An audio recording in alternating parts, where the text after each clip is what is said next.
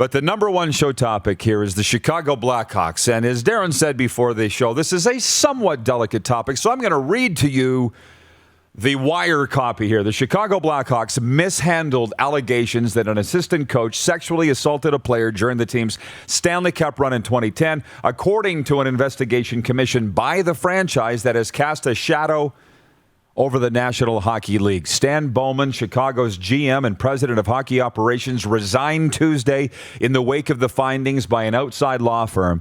And the NHL fined the team $2 million for, quote, the organization's inadequate internal procedures and insufficient and untimely response, unquote. Al McIsaac, one of the team's top executives, also is out. Florida Panthers coach Joel Quenneville and Winnipeg Jets general manager Kevin Cheveldayoff, who were with the Blackhawks when the sexual assault allegations were first reported, were named in the damning report as well. The Panthers declined to comment, citing NHL Commissioner Gary Bettman's plans to meet with Quenneville. Cheveldayoff said he shared everything he knows with Jenner and Block for its report. And Chevy issued a statement yesterday as well, which the Jets emailed to me. I think you've all seen it by now.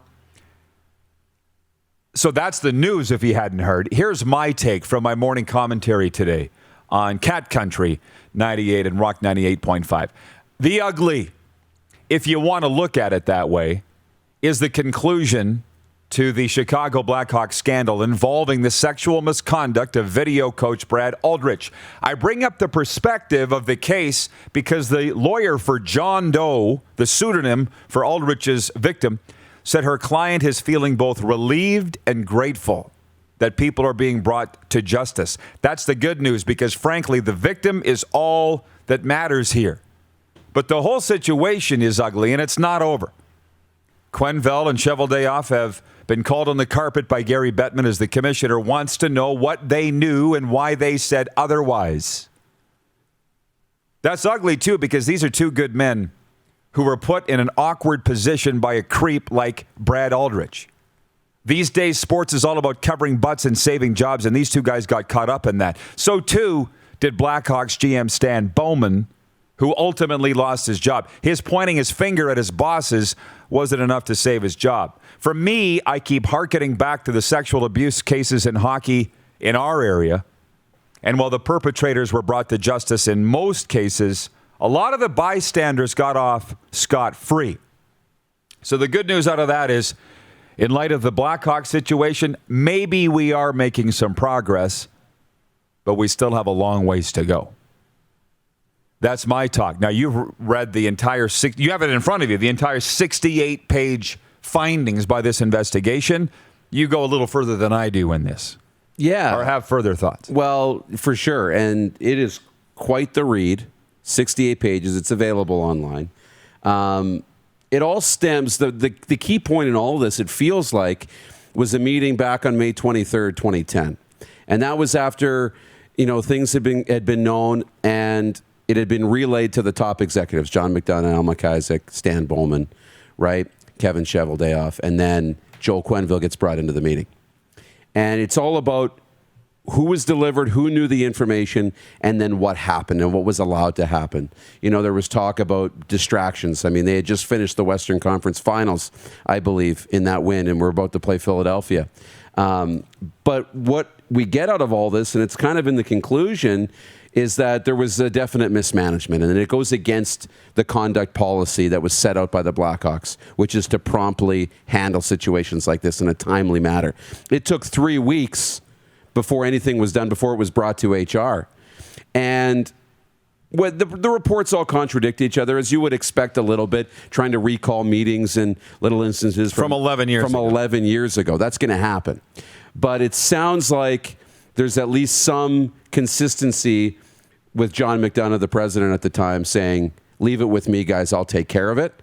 But it wasn't taken care of. So now the NHL and Gary Bettman has to decide, well, where does Joel Quenneville play a role in this? He's the coach. This was the video coach. You're interacting with players. You're allowing this to continue. But Joel Quenneville is trying to win a Stanley Cup and coach his team to win a Stanley Cup. And you need people to take care of their jobs, right? So if you think somebody else is going to take care of it, does that allow you to go get your job and do your job and coach the team, and are you off the hook?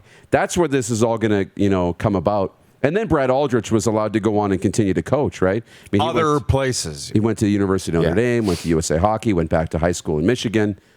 So there's a lot of details and a lot of how was the situation handled that Gary Bettman's now going to get into. Yeah, well, as you mentioned, what did you say?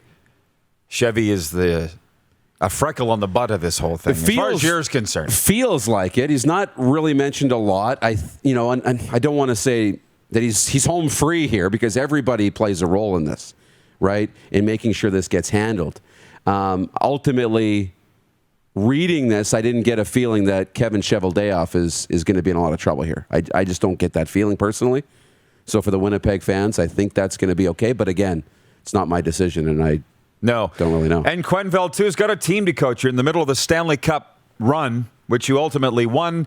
And this is what it's going to be fun with Kipper when he joins us to get his take on. Everybody has an opinion today, okay? And I see people writing in here saying, fire Chevy, fire Q. Well, you can have that opinion, but it's not your call. And be careful what you wish for. And, if you want to be in the pitchfork and, what do you call it? Torch mob, that's entirely up to you, but you don't understand all the ramifications of this, all the sides. I don't either. But I'll say this, Cheveldayoff and Quenneville aren't the perpetrators here. There are other guys that got blood on their hands. Incidentally, by the way, a couple things as I go a little off script, Moose. I missed a lot last night. I went out to broadcast a Junior A game at Notre Dame College last night, and it was amazing. Do you know why I do that stuff? Not just because I love the pure game of hockey. I like to go out onto the front lines and talk with the coaches and the players. There was NHL scouts there. There was referee and chiefs there. I talked to them all. And my phone's just going off like a slot machine. Bing, bing, bing, bing, bing. The Blackhawks thing. Roger Goodell. See that he's not going to make the emails public in this Washington football team investigation. See, there was another investigation going on.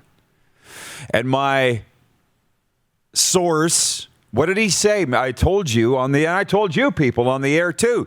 Gruden's going to go down, and he's the only one. He's going to be the scapegoat. That was 2 weeks ago I said that, and that's exactly what happened. Because what I heard was basically the NFL said to that investigation, the company that I guess launched it, here, we'll give you Gruden's head. Is that enough? We just give you Gruden. We want to get rid of him anyways. Yeah, that'll work. That's what happened. And then light the emails on fire. Right. Delete. Oh, dang, I hit delete. They're gone. Anyways, I enjoyed the hockey game last night, but I missed a hell of a lot of things going on the ice. Are we ready to talk about actual hockey? Yeah. Or do you have anything else? Well, my last thought on this whole thing is that this came out. We talked about it a little bit because it came out right after our show yesterday. And you start to read the headlines and start to form some opinions as we naturally do. But then I read the 68-page document, right? Yeah. It's really easy to say anybody who had played a role in this should be gone. Anybody who was in the room and knew about it and didn't say anything should be gone.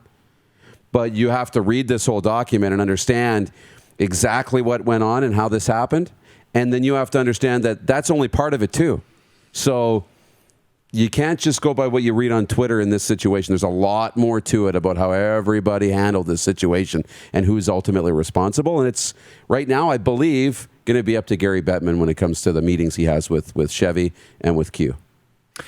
Sure. We are just settling into it today. This is the biggest story in hockey today. Patrolman Pete's watching in Winnipeg. He says Chevy was in the room. If his bosses said they were handling it, what was he supposed to do? Yell at them?